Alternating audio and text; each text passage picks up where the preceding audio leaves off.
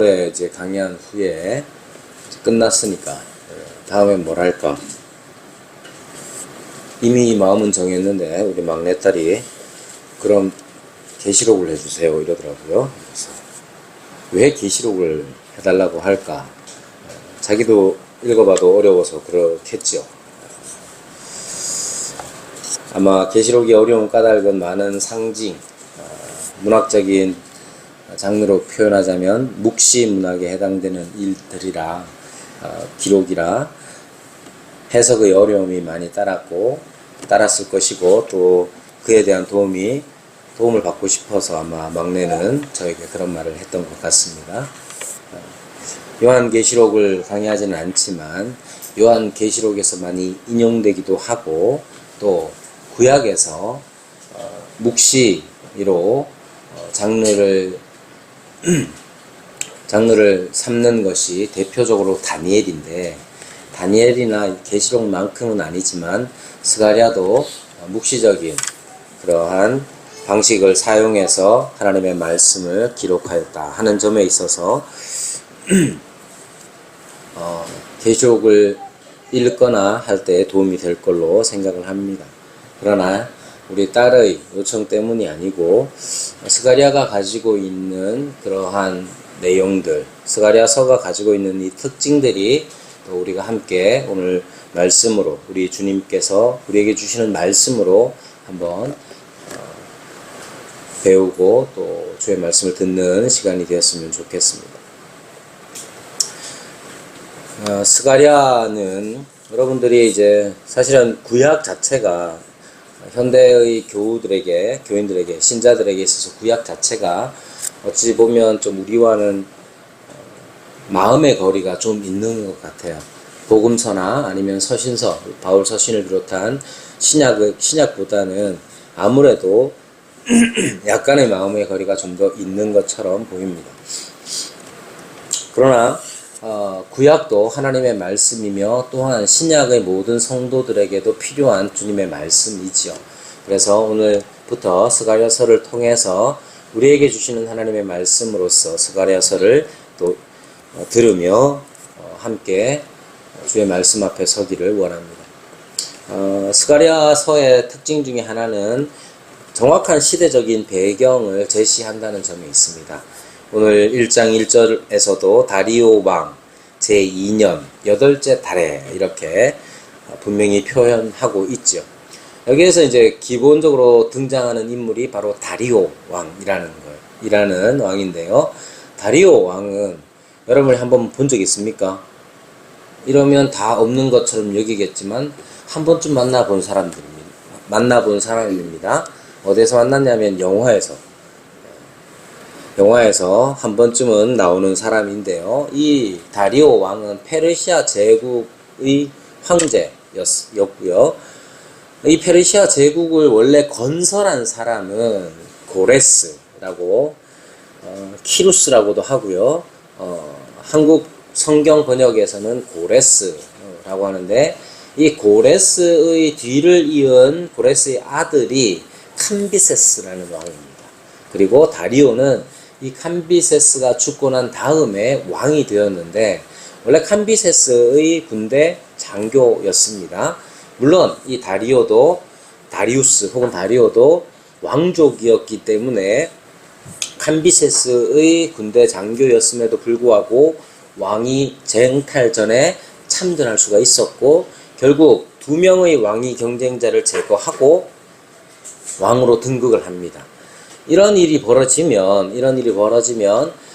정통성 문제 때문에 제국 전반적으로 여러 반란이 일어나는데 다리오 왕 때도 마찬가지였습니다. 2명의 다른 왕이 경쟁자를 제거하고 왕 위에 올랐기 때문에 여러 곳에서 반란이 일어났고 또 이 반란들을 제압해야만 했던 것이죠. 그래서 이 반란들은 메데, 엘람, 파르사, 아르메니아, 이란 또는 이집트 여러 곳에서 일어났고 이 모든 반란들을 다 다리오 왕은 진압을 했습니다. 그래서 왕위에 오른 2년 동안 여러 반란군들을 진압하느라 다리오 왕은 쉴 새가 없었습니다. 그러나 그 모든 반란들을 진압하고 3년 말에 이르러서는 왕권이 안정화되면서 페르시아 제국을 온전히 다스릴 수가 있었습니다. 이 대제국, 이 페르시아라는 이 대제국을 건설한 다음에, 그리고 이것을 안정화시킨 다음에 자신의 영토 제국을 20개로 분할해서 나누어서 자치구역을 두고 그 20개의 자치구역 안에 자치권을 허락을 했습니다. 그리고 그 자치권의 하부 조직 안에 예후드라는 그런 지역이 있었는데 바로 옛날 유다 지역이 바로 예후드라고 불리는 지역이었고, 스가랴는 그 예후드라고 일컬어지는 지역에, 즉 우리에게 익숙한 도시의 이름으로 하자면 예루살렘에서 지금 하나님의 선지자로서의 활동을 하게 된 것이죠. 스가랴서를 다룰 때에 많은 학자들이 우선적으로 다루는 첫 번째 문제 중에 하나가 뭐냐면 스가랴가 누구냐 하는 거예요.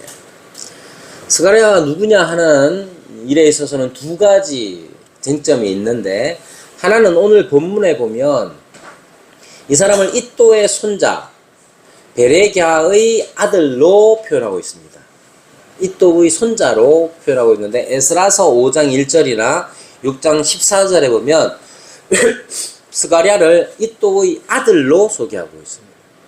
그럼 이 사람은 id도의 아들일까요? 손자일까요?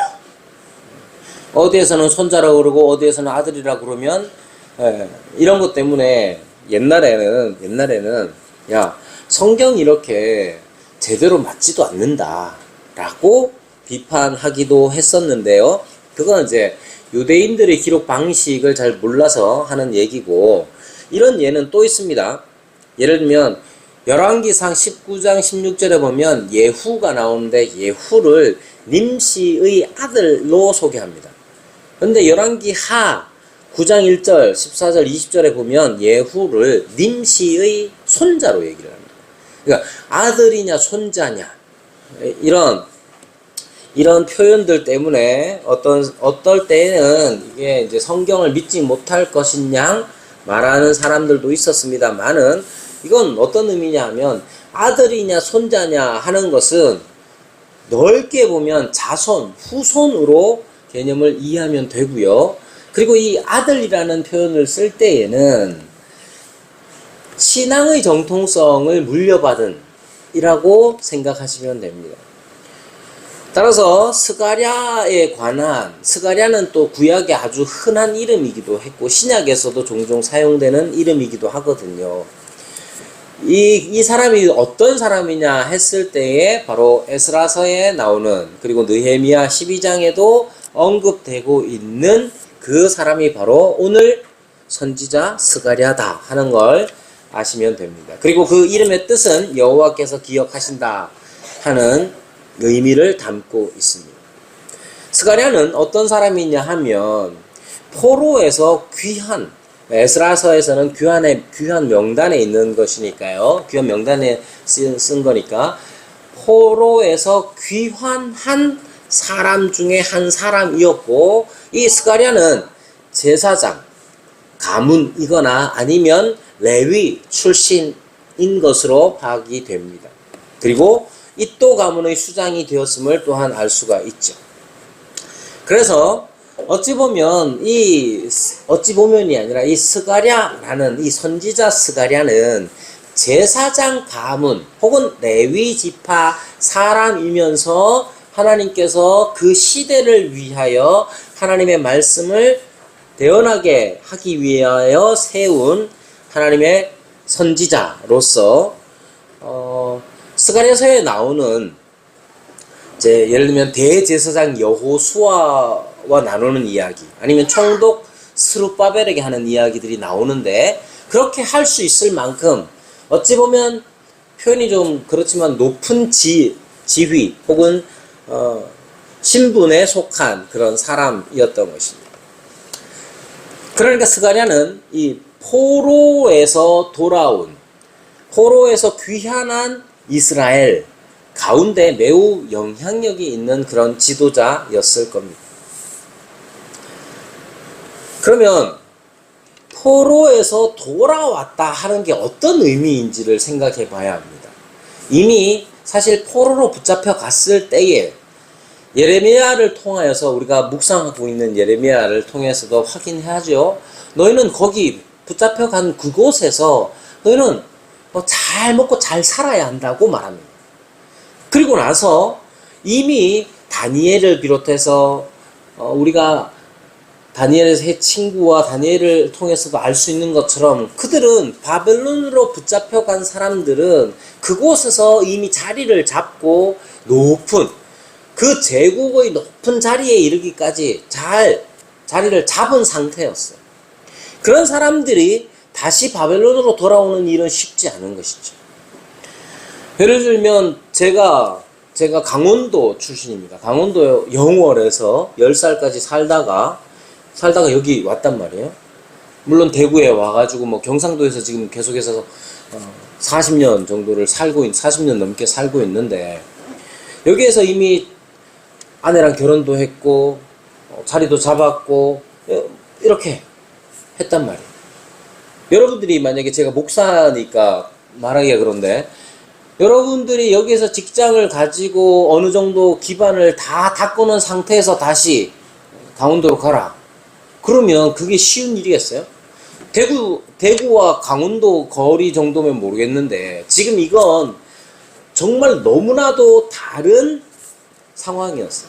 왜냐하면 돌아간 그곳은 예후 혹은 유다 땅은 어떤 곳이냐면, 바벨론이 그들을, 그 유다를 점령했을 때에 철저하게 다 파괴시켰기 때문에, 심지어 예루살렘 성뿐만 아니라 예루살렘 성전조차도 다 무너뜨렸기 때문에 살아있는 사람들은 다 붙잡아가고 남아있는 사람들은 남겨둬도 별 상관이 없을 만한 사람들만 남겨두고 왔어요. 초토화된 곳, 그곳으로 다시 돌아가는 일은 쉽지가 않단 말이에요. 그럼에도 불구하고 바벨론에 있던 사람들, 그래서 제국이 다시 바뀌어서 페르시아 제국에서도 어느 정도 기반을 잡아서 살던 사람들이 하나님의 약속을 붙잡고 하나님의 약속을 믿고 다시 돌아가는 일은 사실 쉽지는 않습니다. 그런데 그 일을 했던 것이죠.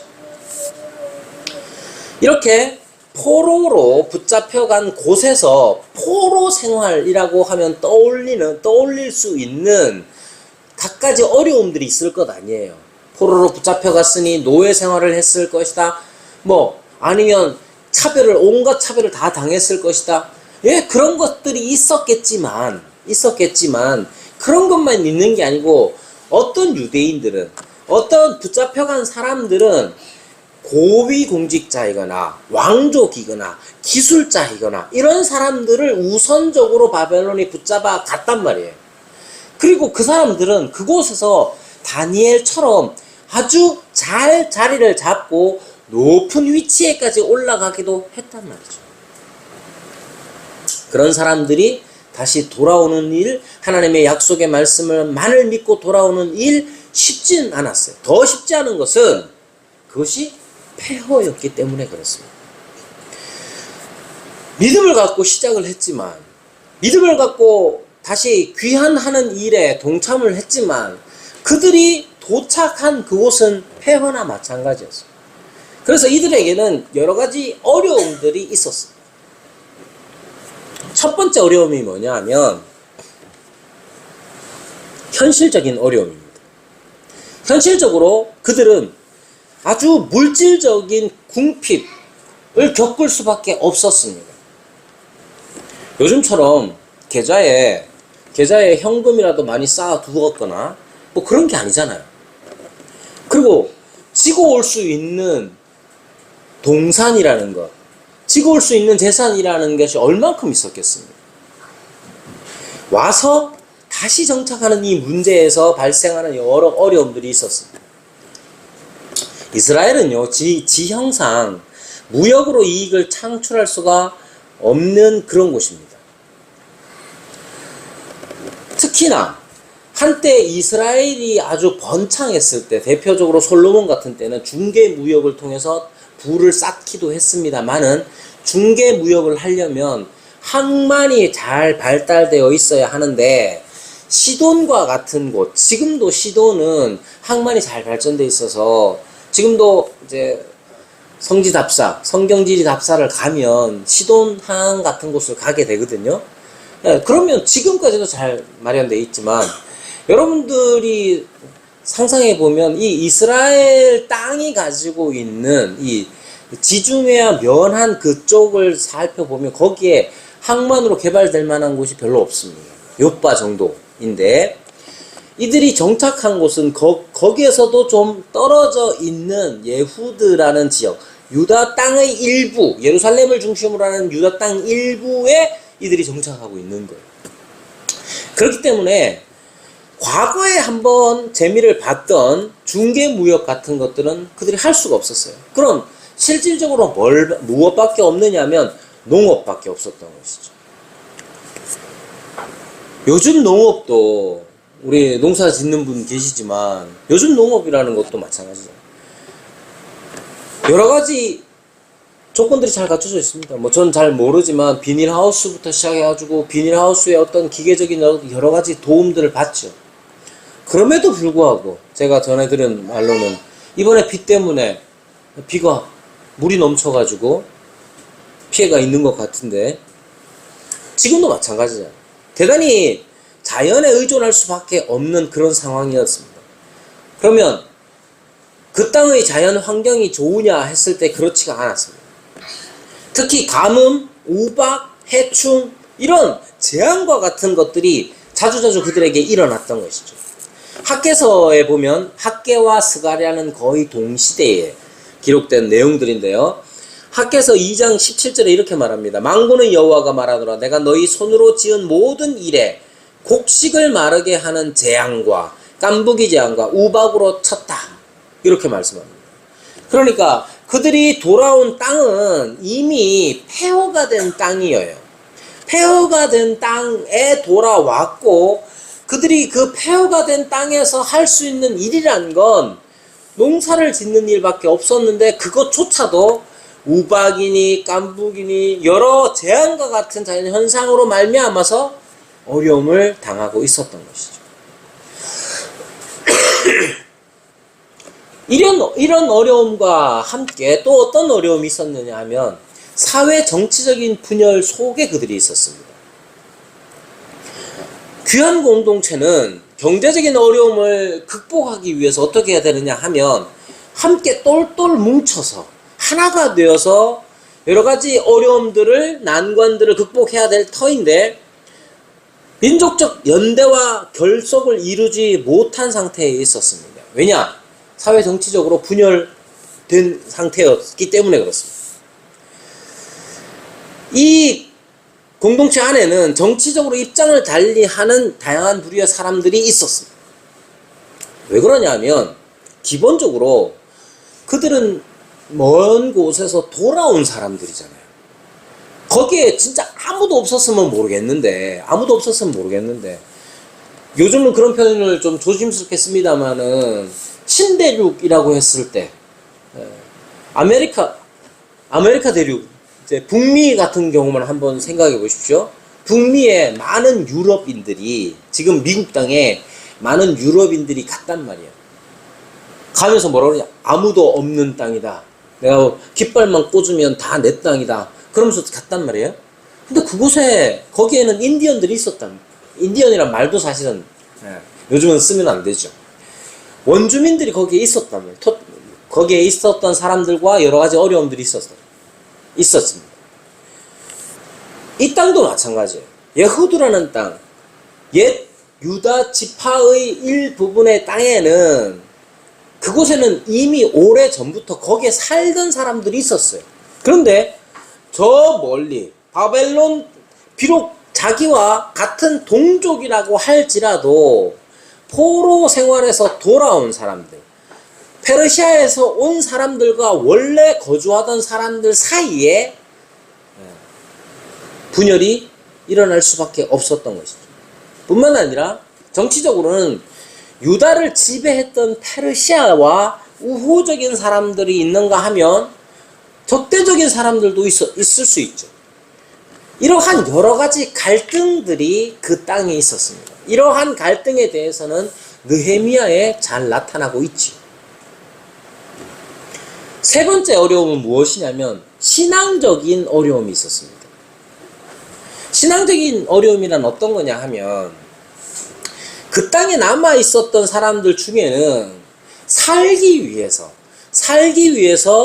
주변의 다른 민족들과 여러 가지 교류를 시도할 수밖에 없는데 급기야 어떤 교류까지 하느냐 하면 그들의 종교를 받아들이는, 그리고 이것은 대단히 오래된 이스라엘의 병폐이죠. 여러분, 이스라엘이 우상숭배를 했잖아요. 그런데 이스라엘의 우상숭배의 특징 중에 하나가 뭐냐 하면 하나님을 완전히 다 버려버리고 하나님을 완전히 다 버리고 다른 신들을 찾아가는 것이 아니라 하나님도 믿고 다른 우상도 숭배하는 혼합주의의 수용이 바로 이스라엘의 가장 큰 문제였던 것입니다. 지금 스가랴가 하나님의 말씀을 받을 때에 하나님의 말씀을 받을 때의 이스라엘, 이 하나님의 말씀, 스가랴가 하나님의 말씀을 받는 것은 혼자서 무언가를 잘하기 위해서가 아니라 이것은 분명히 하나님의 백성에게 전달하기 위하여 받는 거예요. 하나님의 말씀, 여호와의 말씀이 선지자 스가랴에게 임하니라 했을 때 선지자 스가랴에게 임하는 이 말씀은 선지자 스가랴만을 위한 것이 아니라 당연히 하나님의 백성을 향한 것이죠. 근데 그 하나님의 백성에게 하나님의 말씀이 필요한 까닭이 무엇이냐면 지금 하나님의 백성들이 처한 환경과 하나님의 백성들의 상태가 여러 가지 위험에 노출되어 있다는 거예요. 여러분, 살아갈 때 산다는 것 자체가 실질적인 의미로서 산다는 것 자체는 물질적인 어떤 것들을 포함하고 있는 거예요.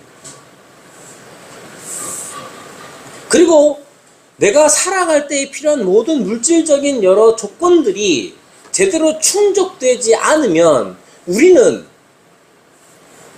시험에 들게 마련입니다. 주기도문에서 일용할 양식을 매일의 양식, 매일의 떡을 구하는 까닭이 뭐냐 하면 여러 의미도 있겠지만 우리는 매일 먹을 것이 필요한 사람들이고 그 매일 먹을 것이 제대로 공급되지 않는다면 우리는 살기 위하여 여러 방안들을 쫓아가는 사람들이기 때문에 그렇습니다. 그리고 그것을 하나님께 구해야 한다고 하지만 많은 경우에 하나님께 구하기도 전에 다른 자구책을 찾는 그런 우를 범하기도 하는 것이죠. 아무튼 스가랴의 메시지, 스가랴 선은 이렇게 포로 생활에서 믿음을 가지고 귀환한 공동체가 직면했던 여러 가지 문제들 속에서 특별히 그들의 신앙에 초점을 맞추었어요.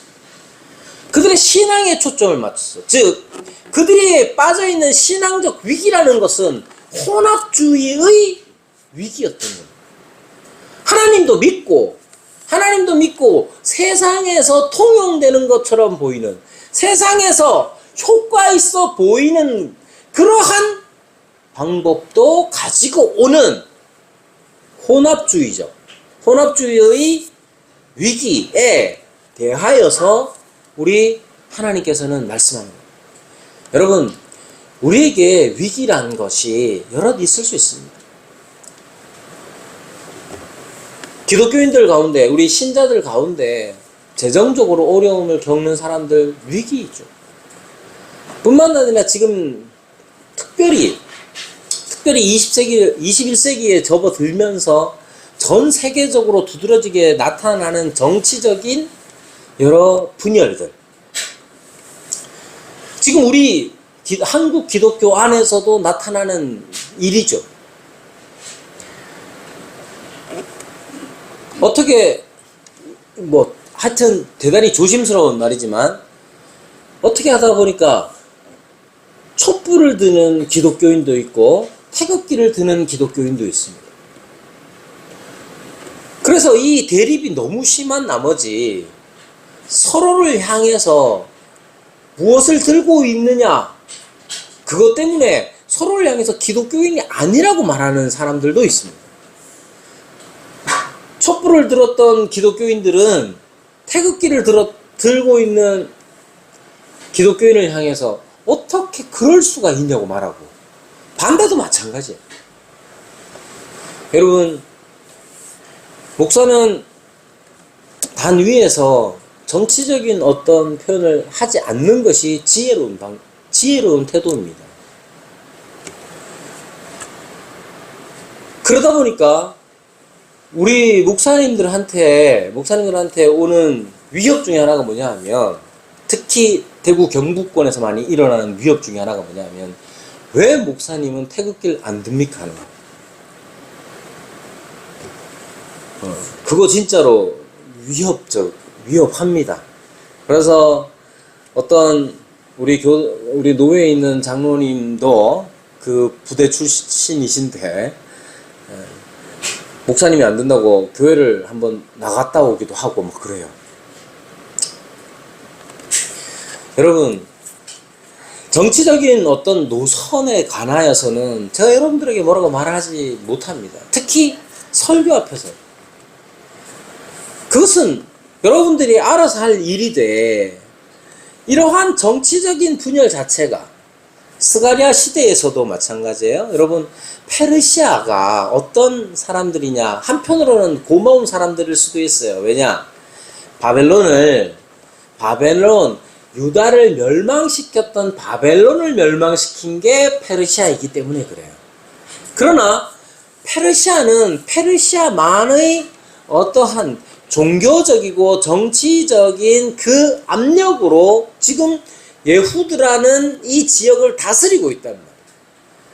이 예후드라는 아주 작은 지방에서 살아가기 위해서는 페르시아와 어떤 관계를 맺어야 하느냐, 이건 아주 실질적인 문제예요. 그러나 그것이 종교적으로, 신앙적으로 어떤 관계여야 하느냐 하면 또 다른 갈래가 펼쳐지는 것이죠.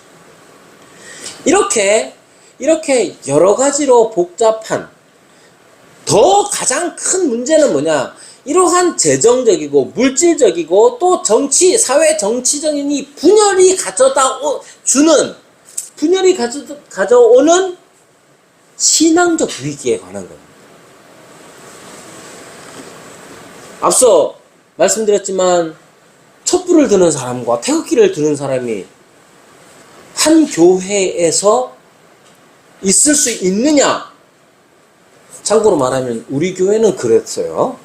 우리 교회는 그랬지만 다들 성품도 좋으신 분들이고, 그래서 우리 교회에서는 그랬지만 굉장히 어려운 일이에요. 제가 말하는 건 제가 말씀드리고 싶은 것은, 그러한 상황 속에서 촛불과 태극기로 대변되는 이 정치적 분열 속에서 그것이 신앙의 위기로 우리를 이끌 수도 있다는 점, 그런 점들을 우리가 늘 조심해요. 그런 상황에 지금 하나님께서는 어떤 해결책을 주시느냐 하면, 선지자를 세워서 하나님의 말씀을 듣게 하십니다. 여러분, 우리에게 있는 어떤 어려움이든지, 그것이 재정적인 어려움이든지, 아니면 물질적인 어려움이든지, 아니면 내가 무슨 육신의 어떤 문제가 있든지, 관계의 문제가 있든지, 아니면 사회 정치적인 일이든지 간에, 그 모든 것들이 우리의 신앙을 위협하고 우리의 신앙을 혼합주의적인 우상숭배로 이끌어가지 못하도록 하기 위해서 하나님이 주시는 한 가지 방법은 바로 말씀을 주신다는 거예요. 지금도 마찬가지입니다. 그런 의미에서 우리 이 스가랴서를 함께 보는 것이고, 하나님께서 그 백성들에게 말씀을 주실 때에 특히 선지자를 통하여 주시는 말씀에는 크게 두 가지 방식이 있습니다. 그것을 두 가지를 예언과 묵시로 표현할 수가 있습니다. 앞서 말씀드린 대로 다니엘이나 계시록 같은 성경은 대표적인 묵시 문학, 묵시의 방법을 통해서 하나님의 말씀을 전달한 것이고, 다른 선지서들에는 소위 말하는 예언이라는 방식을 통해서 주신 것이죠. 예언과 묵시는 어떤 차이가 있느냐 하면, 첫 번째로 계시의 전달 방식에 있어서 차이가 있습니다. 하나님의 계시를 전달하는 방식에 차이가 있는데, 예언의 말씀은 선지자들에게 하나님이 직접적으로 전달합니다. 근데 묵시는 천사 같은 매개하는 그러한 존재들을 통해서 전달합니다. 예언은 하나님께서 선지자에게 직접 말씀하시는 방식이고요. 묵시는 천사가 등장을 하는 거예요. 두 번째, 예언의 관심 대상은 현재입니다. 현 세상과 자연 세계에 집중되어 있습니다. 묵시는 종말론적입니다.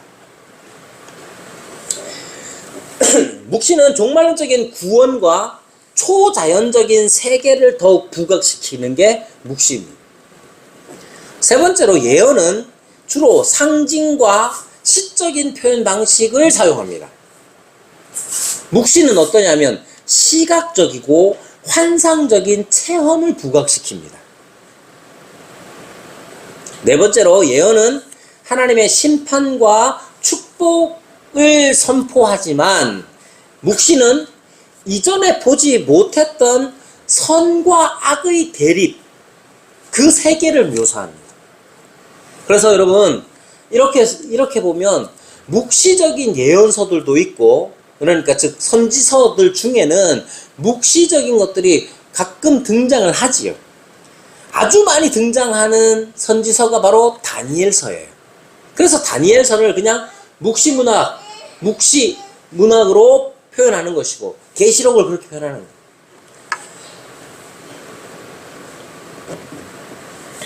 그럼 스가랴는 어떠냐면, 스가랴는 1장부터 8장까지, 그리고 9장에서 14장까지 나눌 수 있는데, 특별히 1장에서 8장까지 내용들을 보면 바로 7절부터도 마찬가지죠. 뭔가 어떤 환상적인 어떤 것들이 펼쳐지고 있죠. 그래서 이 스가랴서는 묵시적 예언이라고 표현합니다. 그러면 여러분, 이 묵시적인 예언을 왜 주셨는가? 하나님께서 스가랴에게 하나님의 말씀을 주실 때에 그냥 이사야가 그랬던 것처럼, 아모스가 그랬던 것처럼 그렇게 하나님의 말씀을 하나님께서 너는 가서 이렇게 너 백성들에게 이렇게 말하라는 방식, 오늘 읽었습니다만은 그렇게만 하는 게 아니라 1장 7절부터 나오는 것처럼 여러 가지 환상과 이런 종말론적인 어떤 것들을 주셔서 하시는 까닭이 무엇이냐? 묵시라는 이 양식이 신앙인들에게 어떨 때 도움이 되고, 하나님께서는 왜 그 묵시의 방식을 통해서 스가랴에게 선지자 사역을 하게 하셨느냐 생각해 볼 필요가 있습니다.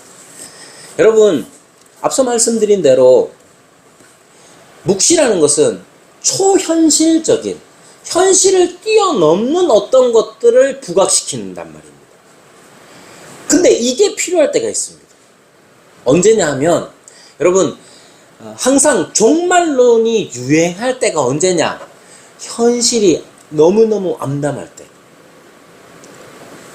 현실이 너무 암담해서 현실에서는 도저히 현실에서는 도저히 답을 찾을 수 없을 것 같을 때 묵시가 유행하고 종말론이 유행합니다. 한국 교회가 이렇게 이단들이 많은 까닭이 왜 그러냐 하면, 역사적으로 보면 하나님의 이 복음이 우리나라에 들어왔을 때, 그때가 언제입니까? 1884년, 80년 그 중후반경에 선교사들이 들어왔는데, 그때 여러분 나중에 우리 딸한테 한번 물어보세요. 그때가 어떤 시대였는지. 그때가 어떤 시대였? 구한말, 조선 말기에 얼마나 어려웠겠습니까?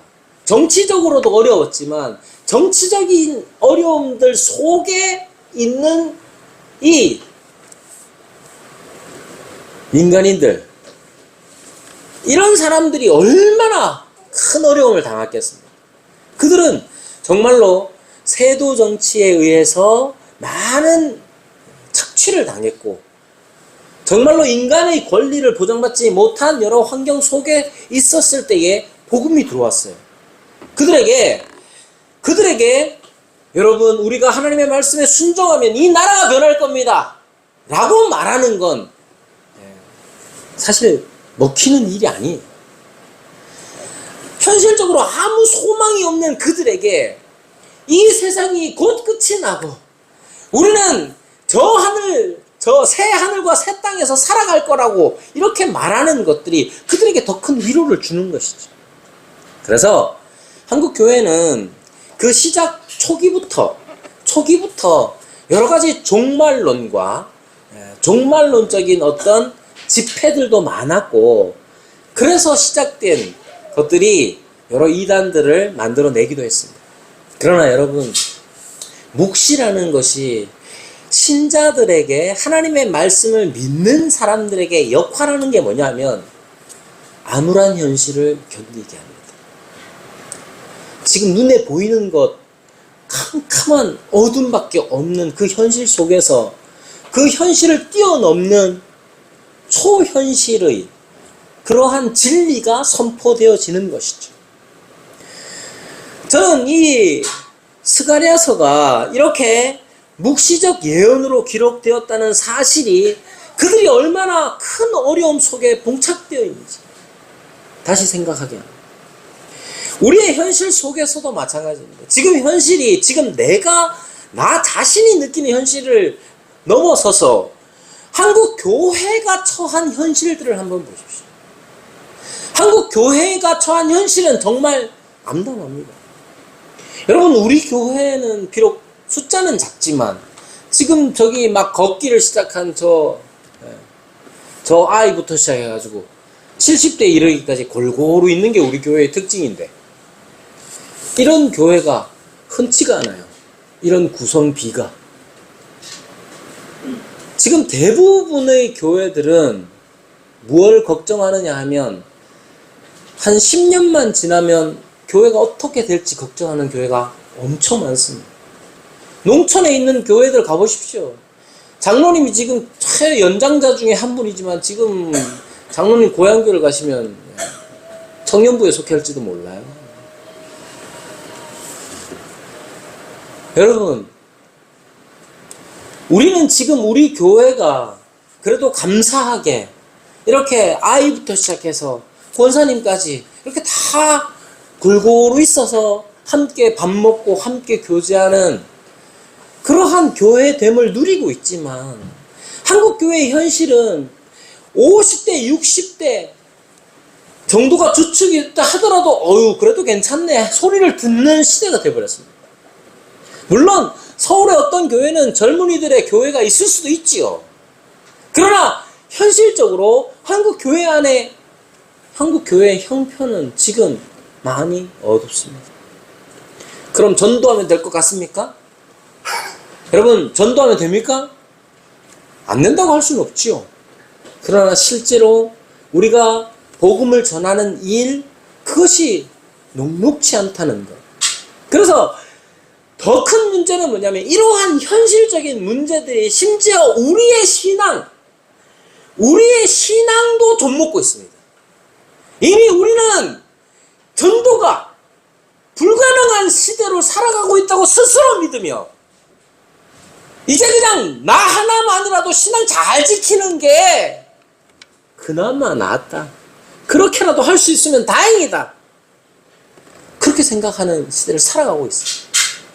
여러분, 우리가 1900년대 초반에 그 극심한 어려움 속에서 신앙생활을 하는 게 아니잖아요. 그래서 그들과 같은 형편에서 묵시가 필요한 게 아니에요. 그러나 지금 우리에게도 묵시가 필요한데 우리는 현실을 뛰어넘는 하나님의 약속과 하나님의 일하심에 대한 묵시가 필요한 겁니다. 여러분, 여기 묵시에 있어서 종말론적이다 하는 건 세대주의자들은 항상 미래적인 것으로 모든 묵시를 다 해석합니다. 그러니까 스가랴서에 나오는 묵시도 여러 가지 종말론적인 표현들도 아직도 일어나지 않았고 앞으로 일어날 것이다. 세상 진짜 마지막에 일어날 것으로 해석을 합니다. 그러나 여러분, 구약의 종말론은 이미 일어난 종말과 앞으로 일어날 종말 둘 다를 포함하는 종말론입니다.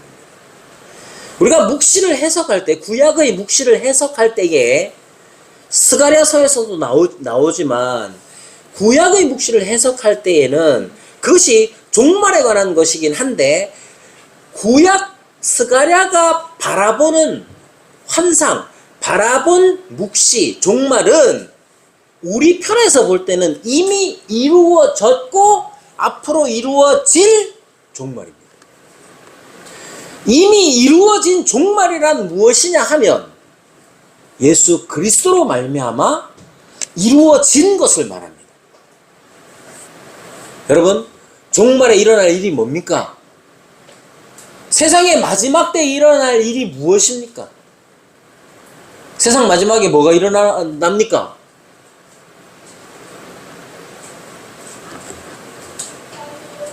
세상 마지막에 무슨 일이 일어나노? 가민아, 세상 마지막에 무슨 일이 일어나노? 그렇지. 심판이 있습니다. 우리는 심판 받을까요? 우리 다 심판대 앞에 섭니다. 우리는 다 심판대 앞에 서서 네가 옳다 함을 얻을 겁니다. 그리고 그것이 우리의 구원이죠. 여러분, 세상의 마지막에, 세상의 종말에 우리는 구원과 심판을 다시 한번 겪게 될 터인데 우리의 구원과 심판은 이미 이루어진 것이죠. 어떻게? 예수 그리스도로 말미암아 우리는 구원을 이미 받았으며 세상 사람들은 이미 심판을 받고 있습니다. 그런데 세상의 마지막 때에 이르르면 우리의 구원이 온전히 이루어질 것이며 하나님의 영원한 심판이 온전히 이루어질 겁니다. 지금 한국 교회에 우리들에게 필요한 묵시는 바로 그것이죠. 우리에게 묵시가 필요한 까닭은 뭐냐면 현실적으로 우리는 너무나 답답한 지경에 이르렀기 때문에 그렇습니다. 전도가 되겠습니까?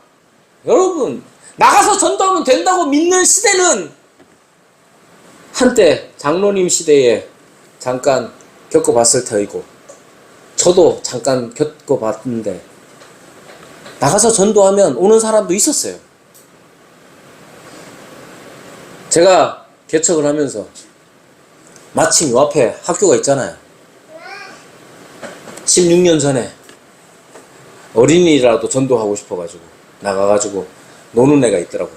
그네 타고 그래서 가가지고 안녕 그러고 이제 싹 접근을 딱 했어요. 그랬더니 얘가 막 저 운동장에 오줌도 싸고 막 이러면서 막 돌아다니더라고. 내가 이제 쫄쫄 따라다니고 하니까 갑자기 핸드폰을 딱 꺼내더니 엄마 이상한 사람이 자꾸 말 걸어. 제가 전도사 할 때는요 학교 앞에서 뭐 나눠주면서 그래 네 이름 뭐야? 교회 같이 가볼래? 갈게요. 그러면 그래 전화번호 뭐야? 다 적었어요. 저거 전화해가지고, 얘가 저 교회 오기로 했는데요. 어머니 좀 보내주실 수 있나요? 그러면, 그래도 아무 문제가 없었어요. 요즘 학교 앞에서 전화번호 묻잖아요? 그럼 신고당합니다. 여러분, 이런 시대에 우리 살아가고 있어요? 전도가 되겠냐? 전도가 되겠어요? 우리는 안 된다고 굳게 믿고 있습니다. 여러분, 전도만의 문제가 아니죠. 교회의 부흥에 관한 문제든 간에 현실적으로 사실 우리 답답합니다. 그런데 이 답답함 속에서 우리는 하나님께서 어떻게 역사하실 것인지에 대한 믿음을 잃어버린 채로 그저 그냥 여기가 좋사오니 그러고 살아가고 있는지도 몰라요. 묵시는 그러한 우리의 형편 가운데 묵시가 임함으로 우리를 깨우고 영원한 구원과 심판에 관한 그 환상의 세계로 우리를 이끌고 가서 그 환상을 통해서 이 현실을 다시 한번 이겨내는 믿음을 우리에게 주실 겁니다. 이것이 필요합니다. 여러분, 묵시가 주는 힘이 무엇이냐 하면 현실을 뛰어넘는 거예요. 초현실의 위력이라는 게 있는 거예요. 일본 애니메이션을 저는 잘 안 봅니다만은 특징 중에 하나가 뭐냐면 대단히 초현실적이죠. 환상적이에요. 왜 그러냐? 사회학자들은 그렇게 연구합니다. 일본 사람들은 현실 자체에 대해서 꽉 막혀있기 때문에 뭔가 자기가 이제 숨쉴 구멍이 필요하다는 거예요. 그래서 일본이 그렇게 애니메이션이 초현실적인 내용들을 다루고 있다. 이렇게 말합니다. 여러분, 스가랴가 혹은 우리나라 초기의 신자들이 겪었던 것과 같은 어려움이 우리에게 있는 건 아닙니다. 그러나 여전히 우리에게는 묵시에 관한 이 말씀이 필요합니다. 그리고 이 묵시에 관한 말씀은 이전에는 그저 바라만 보게 하는 것이었지만 이제는 확신을 가지고 붙잡을 수 있는 게 예수 그리스도의 십자가와 부활이라는 이미 이루어진 묵시로 말미암아 우리는 굳게 붙잡고 우리에게 주시는 묵시의 말씀을 믿음으로 반응하며 현실을 이겨나갈 수 있도록 해야 합니다. 저와 여러분이 그러한 은혜를 마음껏 누리는 교회가 되기를 바랍니다.